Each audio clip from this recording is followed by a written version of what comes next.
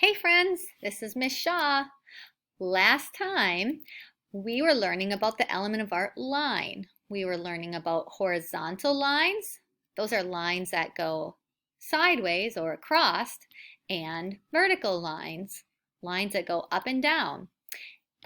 To help us remember, let's sing that line song again. So put your arms out to the side of your body for horizontal, and when we sing vertical, you're going to put your hands tight up against your body so you are making a vertical line. So we'll start together.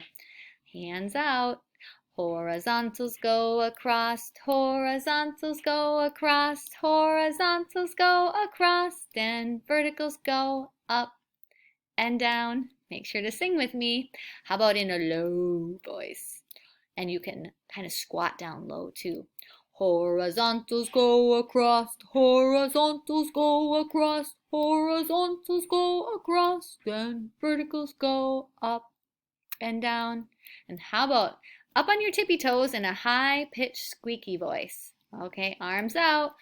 Horizontals go across, horizontals go across, horizontals go across, then verticals go up and down. All right, so horizontal and vertical.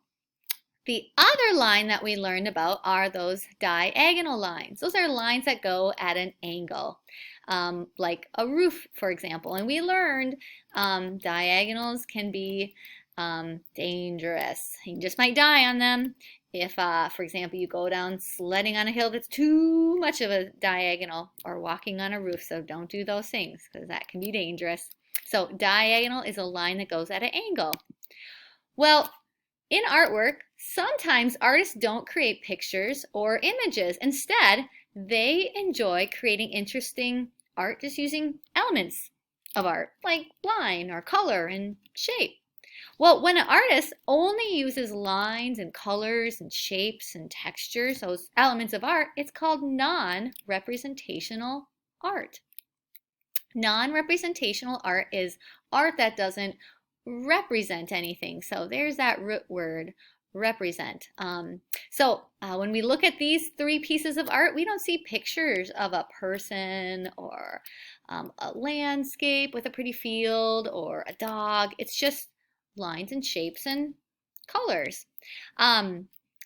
And that's what you guys are doing in your art. Well, before we continue working on it, we're going to watch a video to help us get inspired. And it's by an artist called Kandinsky. So I'm going to have you watch that next video in just a moment.